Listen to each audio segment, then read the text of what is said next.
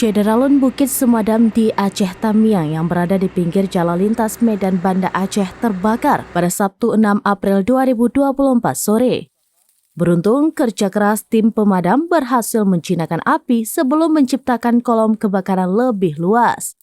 Kepala Pelaksana BPBD Aceh Tamiang, Iman Suheri mengatakan, kebakaran ini terjadi di areal perbukitan karet di Kampung Alur Gantung, Kecamatan Kejuruan Muda Aceh Tamiang, sekitar pukul 16 waktu Indonesia bagian Barat.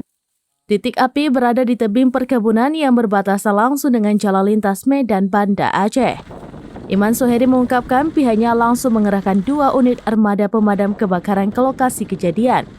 Ketika itu api mulai membesar dan menghanguskan sebagian lahan perkebunan. Berdasarkan informasi di lokasi kejadian, kebakaran lahan ini diduga kuat dampak suhu tinggi yang melanda Aceh Tamiang. Dari data yang dimiliki BPBD Aceh Tamiang, sepanjang siang suhu di Aceh Tamiang mencapai 37 derajat Celcius. Kasus kebakaran lahan dan hutan di Aceh Tamiang sebelumnya terjadi di kawasan Kampung Kaloy dan Kampung Rongoh pada Jumat 15 Maret 2024 pagi. Kobaran api berpusat di areal perkebunan kelapa sawit ilegal, sehingga ada dugaan kebakaran ini akibat aktivitas pembukaan lahan oleh sekelompok orang secara ilegal.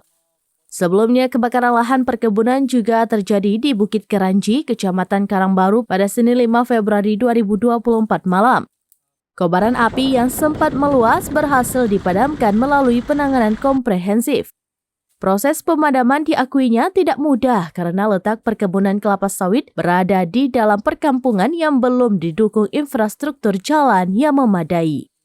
Dari Aceh Tamiang, Rahmat Wiguna, serambinews.com. Download Tribun X sekarang, menghadirkan lokal menjadi Indonesia.